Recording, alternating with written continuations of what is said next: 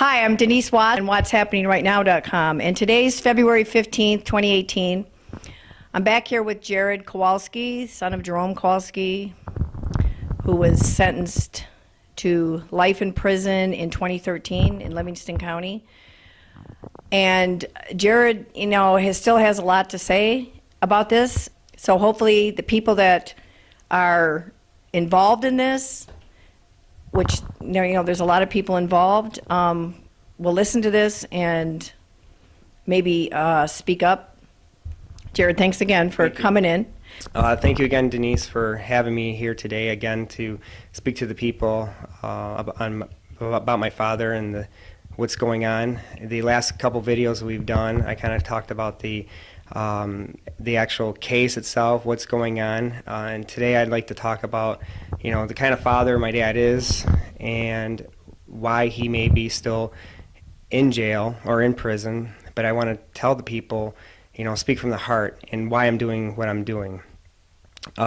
Basically, the number one reason that they convicted my father is they didn't have any evidence. I've talked about that, and there's no DNA, no physical evidence, no forensic evidence, nothing. The whole case was basically based on, yes, my father's false confession. That's the only thing they had. But again, they had nothing to prove him about beyond reasonable doubt. Mm-hmm. And Pam Moss, the prosecutor, did, unfortunately, she did what the court or the prosecuting office wanted her to do, and that's basically sway the jurors' decision in convicting my father. And she also had the help from Judge Theresa Brennan and how the actual case was, flowed, if you will, through the trial. Well, I'm sure this has taken a big toll on your whole family. And why don't you tell everybody what this has done? What's your father missed? Well, it's 10 years. 5 years he was in jail, in Livingston County Jail, and 5 years he will be in prison. It's done a lot.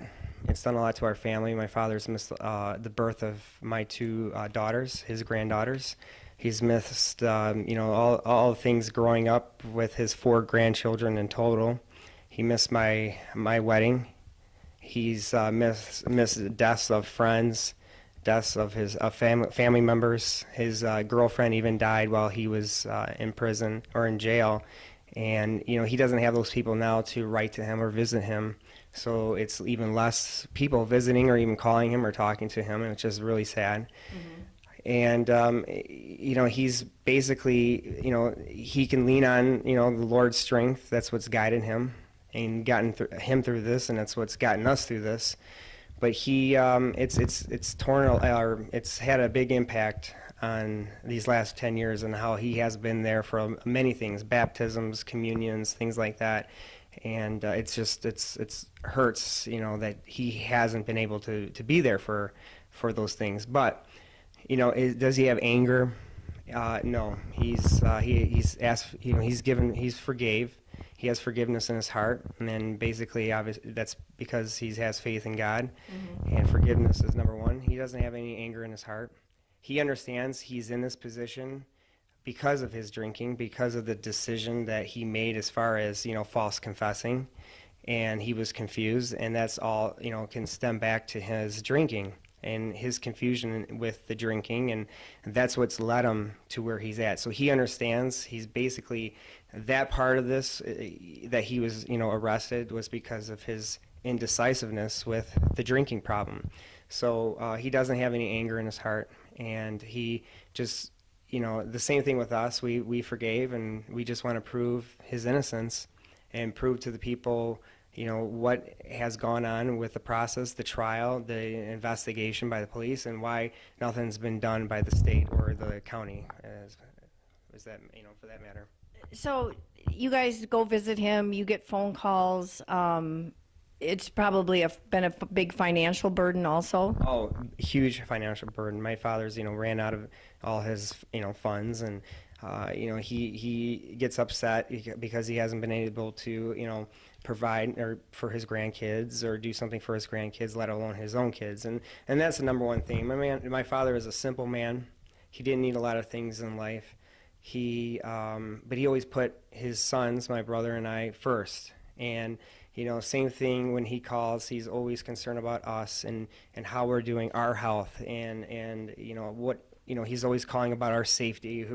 Here we are in our 40s, and he's worried about us going on a camping trip or with he's always, be safe, take this. And it's just the kind of person he is. And he always puts everybody else first. And of course, his grandchildren, he is always concerned about and worried about them. So, that's the kind of person he is. He didn't care about money. He didn't care about himself. Like I said, he cares about his kids first. So, to go back to Pam Moss and how she did the trial and presented it to the jury, she tried to make it sound like my dad was jealous of my uncle and brought up the Cain and Abel from the Bible, and that jealousy was number one factor of my uncle's money. That's farther from the truth. That's not who my dad was. It's not the kind of person he is or was. And but she had to try to build up a case against my father because they knew they didn't have anything on him. So and there was another person of interest in this.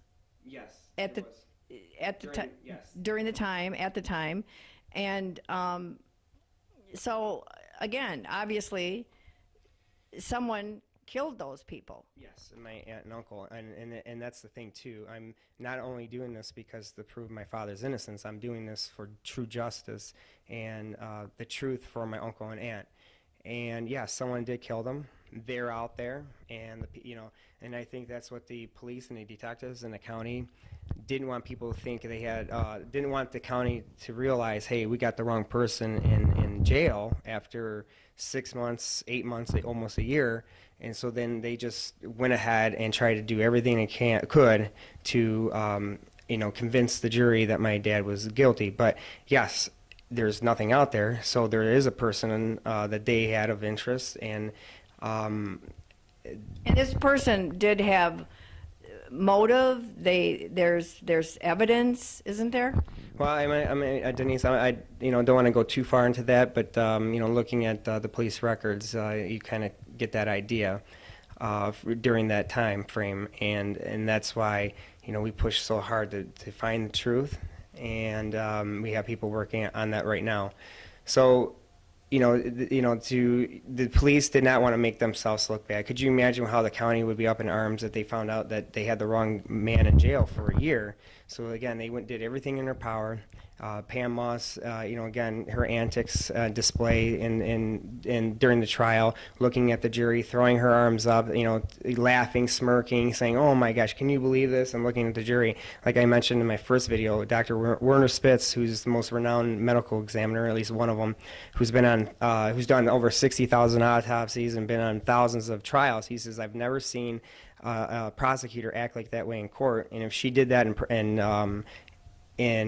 federal court, she'd be kicked out or at least lose her license." Yeah, and so he was there for you guys, for a witness for you guys. And why don't you tell a couple of some of the cases he's been on? Well, he's done the autopsy on JFK, and I believe it was Elvis Presley was one of them, I believe, or Dr. Martin Luther King. He's done a lot, and he's been on a lot of cases lately, or in the past 10 years. He's been on many cases over the country, out in California, Nevada, Florida. He's been in multiple cases, and he came up with the time of death because the Livingston County's medical examiner could not come up with the time of death, and she said 3 days from the last time the person saw them to the last time they were found dead.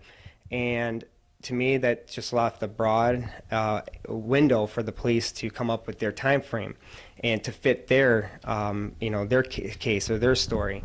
And so that's why I think there's some collusion going on there. Like maybe she was told to make this broad to help them with their theory. And Dr. Werner Spitz came up with the time of death, in May 1st, 2:30 to 4:30 a.m. on May 1st in the morning, late in the night, in the morning.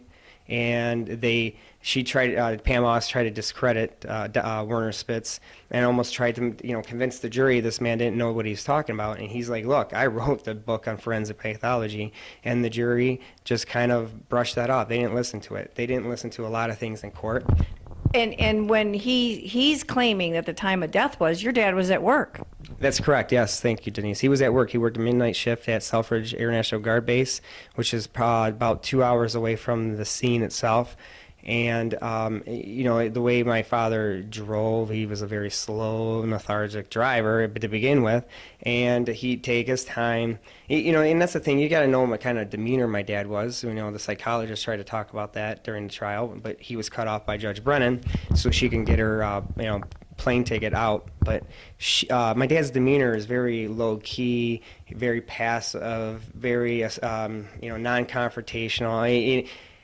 He's opposite as me. I'm more like my mom. I'm a fighter, and that's why I'm doing this. I'm fighting for my dad's innocence. And my dad's just kind of like go with the flow kind of guy, and he doesn't have the gall or the wits, if you will, to do pull the perfect crime. And he would never even think of doing something like this. But if he were, he wasn't that kind of person. He was very kind of sloppy kind of guy, just very kind of a hoarder, and you couldn't pull out the perfect crime if you knew my father, and then be under a drunken state, a blackout, and do something like that. I can't imagine if it was my father. I think about it all the time since I've met you and gotten involved with this, and I can't imagine it was my father. I wouldn't stop either. So why don't you tell the people quickly, in Livingston County, you're not going to stop until your dad gets a new trial. Yeah, absolutely. I'm not going to stop. I'm going to continue. I've emailed many people, many powerful people. I'm going, reached out to them. I will continue to do that until the truth is out there. Somebody knows the truth. I believe either the police or somebody in the Livingston County prosecuting office, whether it's at the courthouse, investigators. There's people out there that know it. I'm going to find them. I'm going to, prove my father's innocence, and I won't stop until that's done. Prove justice for my uncle and aunt. I'm not only doing this for my father, but for them too, and try to uncover what has been covered up by the county. And I truly believe that if people saw the records and the police files that I've seen and gone through and know that you would see it too. And I ask everyone to look, deeply into their hearts and just realize that if this was you and your loved one, your father or mother or brother, that this you would do the same. So I asked, look in your hearts and just kind of understand where I'm coming from, because I feel you would probably do the same thing if this was your loved one, and keep fighting and keep proving their innocence. And hopefully some of the people that are involved in this that really know the truth, talk to them. Yeah, if you know something and you heard of something, or you heard a rumor, please come forward. Call your local authorities and kind of get the word out, or try to contact us through the YouTube channel that this is through, or whatshappening.com, and reach out. And we're looking for any kind of piece that'll close the puzzle. That we have a lot of pieces of the puzzle. There's just a couple things left. And we have people working on it, but we need a little bit more help for this, and to help the county of Livingston, because I truly believe that there's a lot of cases out there I've read about collusion or shady work done by the prosecuting office, whether it be Mr. Valancourt or other people in that office. That there's a lot of backdoor deals I read between Brennan and the prosecuting office, or the judge. I don't know if it's the judges, but I did read that that there was some with Judge Brennan, and I truly believe that this is the same thing with my father's case. That there's somebody knows something, and I asked for them to come forward.